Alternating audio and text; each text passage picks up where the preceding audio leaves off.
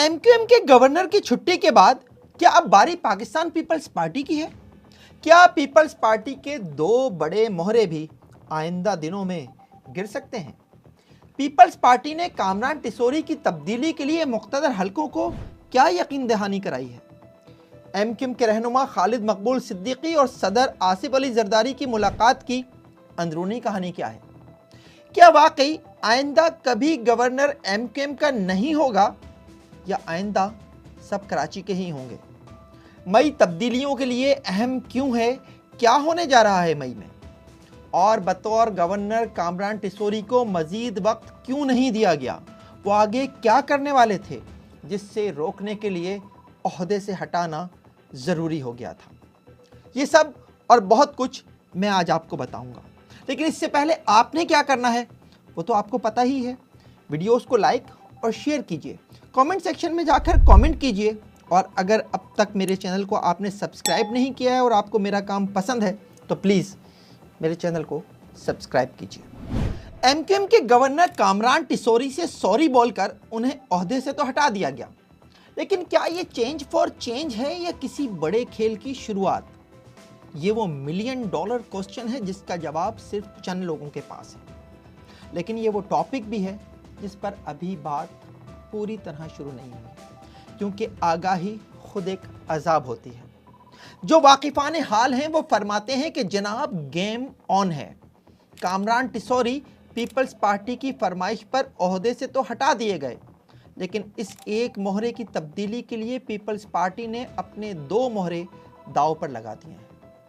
जिन्हें शतरंज समझ आती है वो मेरे अगले जुमले से समझ जाएंगे कि मैं कहना क्या चाहता हूँ।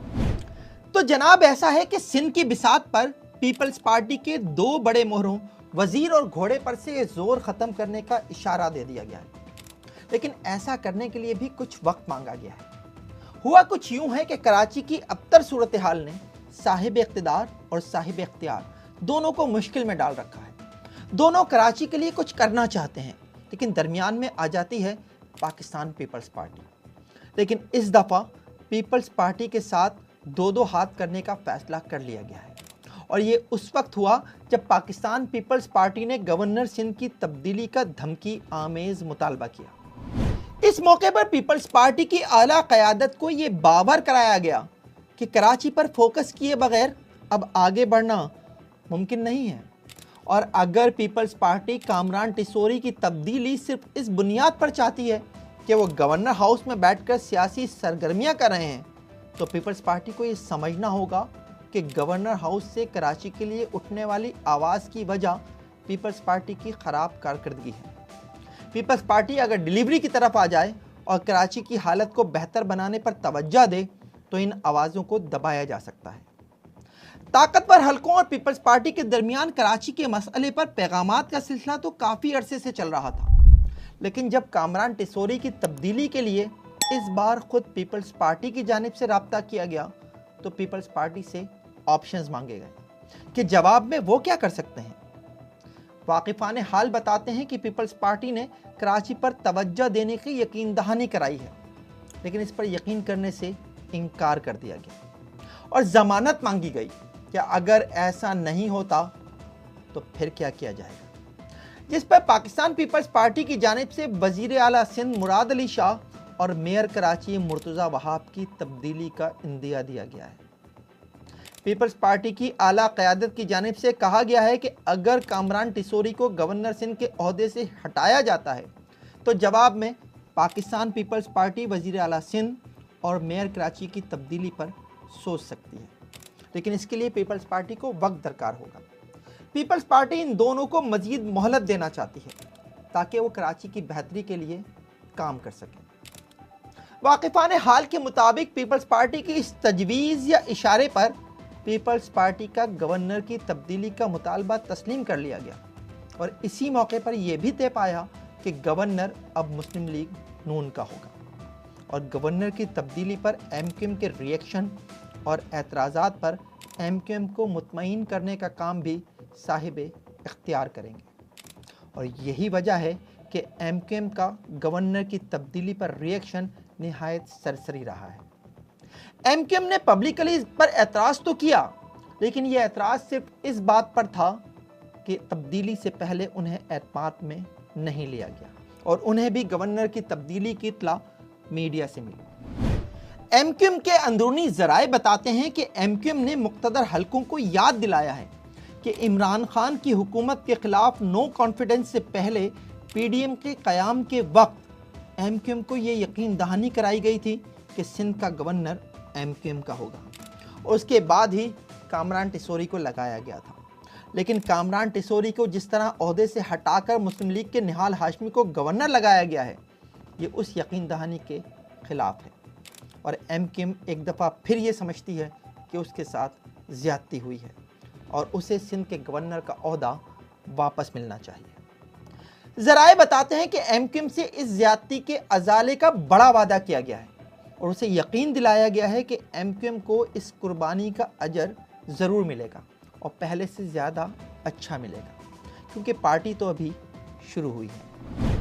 वाकिफ़ान हाल कहते हैं कि पीपल्स पार्टी ने खित्ते और ख़ास तौर पर खलीज में होने वाली जंग के माहौल में जो मास्टर शॉट खेला है, उसके दबाव में उसका मुतालबा तस्लीम तो कर लिया गया है, लेकिन गेम को अगले स्टेज पर पहुंचाने की जिम्मेदारी भी साहिब इख्तियार ने अपने हाथ में ले ली है और एमक्यूएम से कहा गया है कि वो कराची के लिए आवाज़ उठाने का सिलसिला जारी रखे, जिसमें कराची को सूबा बनाने और कराची को वफाक के हवाले करने के मुतालबात को सरे फहरिस्त रखते हुए वो पीपल्स पार्टी पर दबाव बढ़ाती रहे। खेल जैसे ही अगले मरहले में दाखिल होगा तो उसकी बेनिफिशरी वाहिद एमक्यूएम होगी। यहाँ मैं अपने एक सहाफ़ी साथी अरबाब चांडियों की इस बात से इत्तेफाक करता हूँ जो उन्होंने निहाल हाशमी के गवर्नर सिंध बनने के बाद गवर्नर हाउस में खड़े होकर कही कि सिंध में आइंदा कभी एमक्यूएम का गवर्नर नहीं आएगा।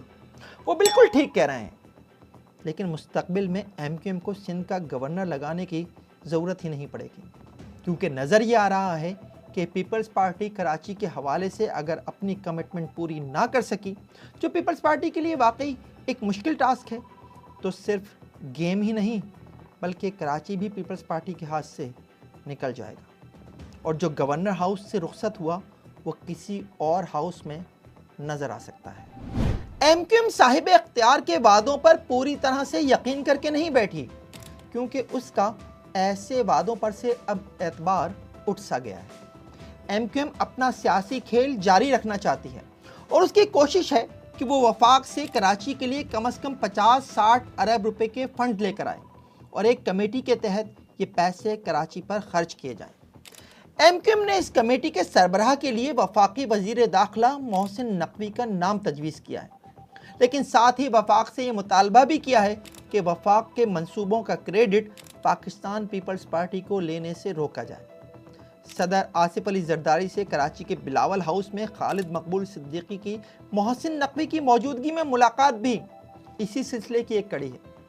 इस मुलाकात में जहां खालिद मकबूल सिद्दीकी की वफाकी वजारत से मुताल्लिक मामलात डिस्कस हुए, वहीं बाज़ सियासी मामलात पर भी गुफ्तगू हुई, लेकिन ज़राए बताते हैं कि मुलाकात का इख्तिताम किसी अच्छे नोट पर नहीं हुआ।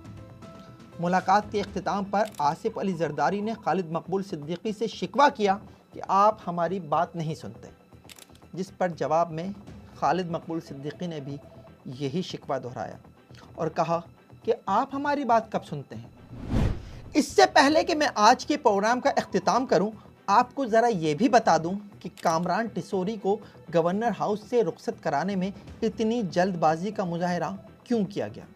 इसके लिए आपको एक वीडियो देखना होगी ताकि खेल समझ में आ सके। मैं ये समझता हूँ कि ये अब बात रुकेगी नहीं, और मैंने बहैसियत गवर्नर सिंध अपनी बात के शुरू में ही कह दिया था कि मेरा इसमें किरदार तमाम स्टेक होल्डर्स के साथ बैठकर मफाहमत की तरफ जाना है, हल की तरफ जाना है। हमने हल निकालना है। हम में से सभी को तमाम तर मुश्किलात का पता है, लेकिन अब हल की तरफ जाना है और हल के लिए हमने बैठना है। हल के लिए हमने अब फैसले करने हैं और अब फैसलों का वक्त आ चुका है।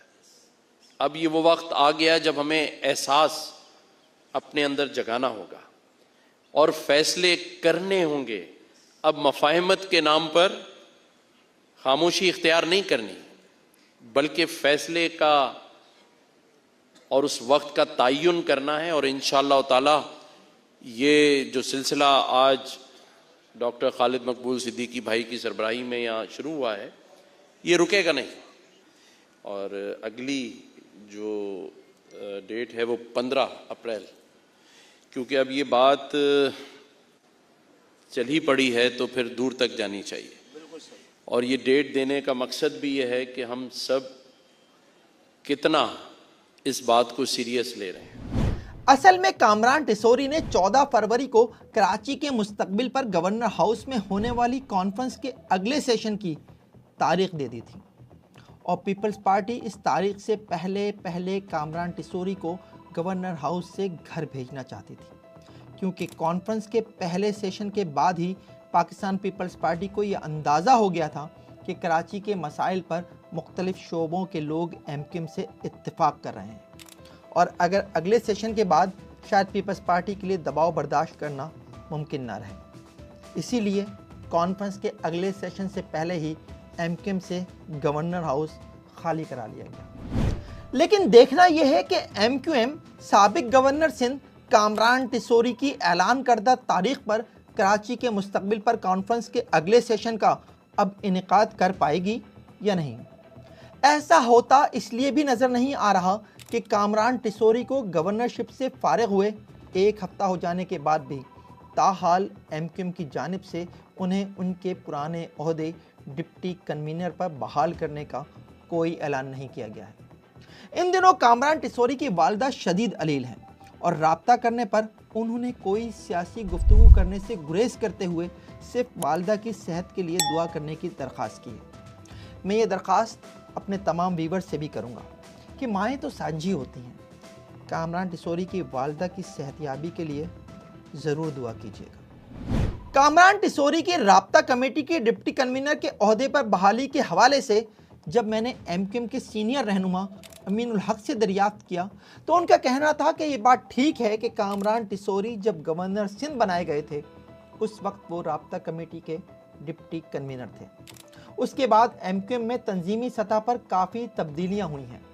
राब्ता कमेटी के आइंदा इजलास में इस हवाले से कोई फैसला कर लिया जाएगा।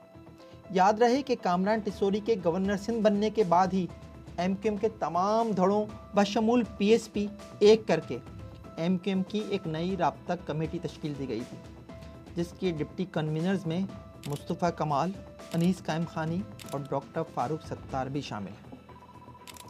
अब आखिरी बात कि तब्दीलियों के लिए मई निहायत अहम क्यों है, तो जनाब वाकिफ़ान हाल बताते हैं कि अगर खलीज की जंग के पाकिस्तान पर पड़ते असरात मज़ीद गहरे नहीं हुए और पाकिस्तान इस जंग का हिस्सा नहीं बना तो मई में सिंध की बिसात पर कुछ मोहरे इधर उधर हो सकते हैं, जिसके लिए मई का आखिरी अशरा अहम है। एक बात तो रही गई, गवर्नर सिंध की तब्दीली पर मेरे पिछले प्रोग्राम को देखकर मौजूदा गवर्नर निहाल हाशमी ने मुझे एक ऑडियो मैसेज किया है।